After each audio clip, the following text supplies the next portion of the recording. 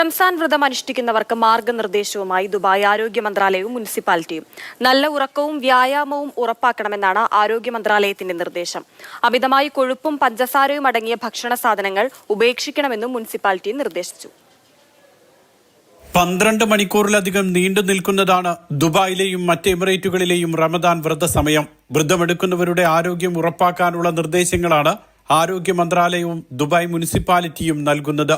രാത്രിയിൽ ഏറ്റവും കുറഞ്ഞത് 4 മണിക്കൂറെങ്കിലും ഉറങ്ങിയിരിക്കണമെന്നതാണ് ആരോഗ്യ മന്ത്രാലയത്തിന്റെ നിർദ്ദേശങ്ങളിൽ പ്രധാനം.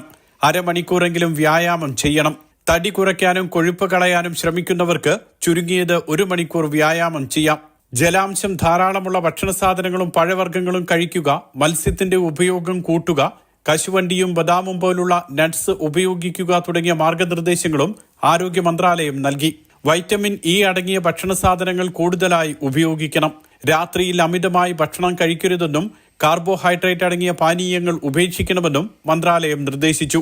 9 വയസ്സിൽ താഴെയുള്ള കുട്ടികൾ റമദാൻ വ്രതമെടുക്കുമ്പോൾ രക്ഷിതാക്കൾ കൂടുതൽ ജാഗ്രത പാലിക്കണമെന്നും നിർദ്ദേശത്തിൽ പറയുന്നുണ്ട്. Mathrubhumi news, Dubai.